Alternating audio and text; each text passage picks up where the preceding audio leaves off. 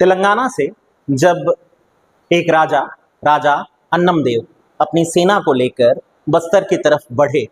क्यों? क्योंकि उनके क्षेत्र पर आक्रमण हो चुका था मुस्लिमों का। इस आक्रमण से बचने के लिए उन्होंने रुख किया छत्तीसगढ़ का और रास्ता चुना बीजापुर का। सबसे पहला पड़ाव हुआ भोपालपट्टनम, बीजापुर की वो जगह जहां गोदावरी नदी और इंद्रावती नदी आपस में मर्ज होती है, आपस में मिलती है। क्या हुआ इस जगह पर? इस जगह पर उन्हें एक मिट्टी का किला मिला, एक किला जिसे उन्हें जीतना पड़ा। जीतना क्या पड़ा, वो जब वहां जाकर देखते हैं तो उन्हें एहसास होता है कि इस किले में लूटने के लिए कोई खजाना नहीं है, केवल एक मिट्टी का बड़ा सा किला है।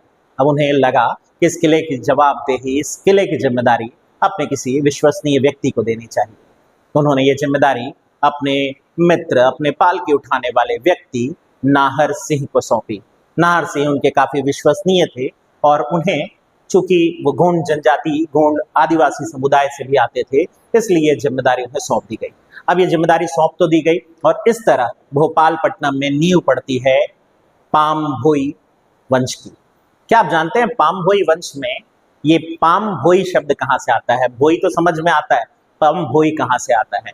तो ये कहानी अगेन नाहर सिंह की वो कहानी है जिसमें अन्नमदेव जब अपने सैनिकों के साथ जंगलों का रास्ता तय करते हुए बस्तर की तरफ बढ़ रहे थे तो एक बड़े अजगर, जिसे पाम भी कहा जाता है, उससे सामना हुआ और नाहर सिंह ने बिना कोई वक्त खोए तलवार के एक ही वार से उस बड़े से पाम यानी अजगर को मार दिया।